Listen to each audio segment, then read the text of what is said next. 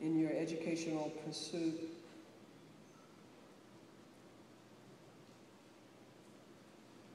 Just a bit here. Sometimes I've thought about how much easier survival would have been if more people had taken a stand. As I saw it, the students at Central fell into different categories. The smallest group was the easiest to identify. Those students who were determined to make our lives miserable. The tormentors, the black leather boys, their female cohorts, and the other cowardly students who clung to their groups in their evil efforts to push us out. They were the ones who called us derisive names, spat on us, kicked, hit, pushed, and slammed us into lockers and down the stairs. Maybe it was their parents who helped to make up the segregationist groups that clung to the wrong-headed belief that Central somehow belonged to them and that the 9 of us were the interlopers causing trouble by having the audacity to keep showing up. The second group included those students who were clearly sympathetic, even if they did not outwardly show it or jump to our defense in times of trouble. You could tell by the kind eyes that on our worst days seemed to say, "I'm really sorry this is happening to you." Sometimes they offered a smile in the hallways or in class, or slipped a quiet note of support to one of us undercover. The majority of the students at Central fell into the third group, those who kept silent. They wanted all the trouble to end. They did not torment us, but they didn't extend themselves to us in any way either, not even quietly. They did not want to be associated with one side or the other. They chose to remain neutral, as if remaining neutral in the face of evil were an acceptable and just choice. They turned away. They rendered us invisible. They are most likely the ones today who, when asked about the class of 1957-58, tried to reinvent history. Things at Central weren't as bad as the 9 of us have said, they have recalled in recent years. The mobs weren't as big, they say. The bad guys and gals weren't as bad, and the atmosphere wasn't as tense. Well, of course, that is how they remember the Central journey these 50-plus years later. When I was suffering in those hallowed halls, they turned away. They did nothing. They said nothing. They chose not to see. There was another group, a small group for sure, but in my mind, the bravest of all, those teachers and students who at times were openly kind, who seemed to look beyond skin color and see 9 students eager to learn, eager to be part of a great academic institution. I hope that you take the opportunity to help build this community here at Evergreen. I think that helps, those words there, or description there, can help those that are being bullied. Because really terrorism and bullying is all the same.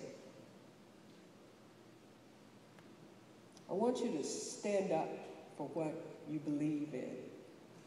I want you to be encouraged. You are encouraged by your staff and your faculty and your president here to have dialogue. Be open-minded. Be at a place where you can take in as much as you can and express yourself. Not adversarial, but express your ideas and be able to communicate with others. And you will find that you will learn so much as you grow through these years here at Evergreen.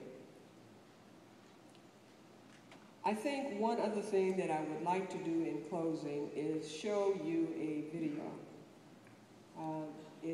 I think it helps to see what I was talking about.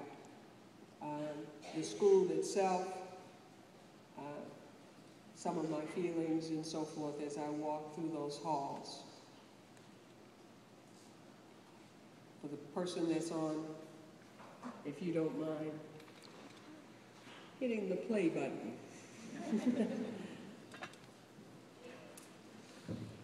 For 30 years, I didn't utter a public word about what had happened to me and my comrades. 1987 was the first time the 9 of us returned to Little Rock Central High School. It was the first time I'd seen my comrades since graduation. Former President Bill Clinton was Arkansas's governor then, and we were invited back as guests of the National Association for the Advancement of Colored People. The well-known civil rights organization was holding its annual meeting in Little Rock to commemorate the 30th anniversary of the Little Rock 9 integrating Little Rock Central High School. As I walked through those halls, it was almost as if I could hear those vile words bouncing off the walls again. I could see the contorted faces of my classmates and their snickers and jeers again. I could feel the slimy, wet spit.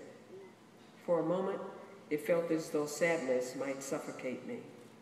I realized then that even though I had built a new life clear across the country, I hadn't moved an inch from Little Rock. Late that night, after the event, Governor Clinton invited the 9 of us to join him at his home in the governor's mansion. We sat around their breakfast table and chatted like old friends with him and Hillary until the early morning hours. I was touched by the couple's genuine curiosity and concern for how our central journey had shaped the rest of our lives. That conversation helped me to open up and talk about my experience freely for the first time. The reunion also reconnected the 9 of us. We pledged to stay in touch, a promise that has enabled us to build deeper and enduring friendships over the past decades. The experience also set me on a quest for healing and a greater understanding of what we had been through. My story is about the dedication of family, perseverance, and sacrifice, and it's about history. My parents ingrained in me the quiet confidence that Jim Crow was not going to make me a second-class citizen. It was that confidence that told me I deserved the quality education the Supreme Court said I was due. The confidence that steadied my feet to defy the racists with my mere presence at school every single day. My parents bequeathed to me the confidence of their fathers, both hard-working Black entrepreneurs in control of their own economic lives. My family may have seemed unlikely candidates for involvement in a movement that would spark nationwide change, but it was the fortitude and the determination I was shown and taught that moved me forward. My forever role as a member of the Little Rock 9 has defined much of the latter part of my life, and I've come to peace with that. It may have taken me 30 years to start talking, but I've spent the past 20 years traveling the country, speaking to students and adults, sharing the history and the lessons of my experience.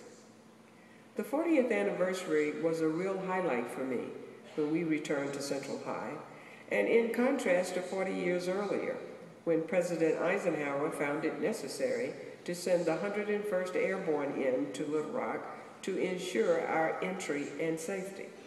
President Clinton and Governor Huckabee opened the doors for us as thousands looked on. There are many highlights that I will never forget. In 1958, we were awarded the Spingarn Medal. On November 9, 1999, we had the honor of receiving the Congressional Gold Medal. And in 2010, we were given another great honor when we went to Marquette University and received the Pierre Marquette Discover Award. The others chose me to head the nonprofit organization we created, the Little Rock 9 Foundation. The foundation means a great deal to me because it gives us a vehicle to continue making a difference in education. By 2007, we had raised more than $800,000 for a scholarship program to help deserving young people go to college. We've instituted a mentoring program, the plan being touching the lives of young people for generations to come, leaving behind a legacy that extends far beyond Little Rock Central High School.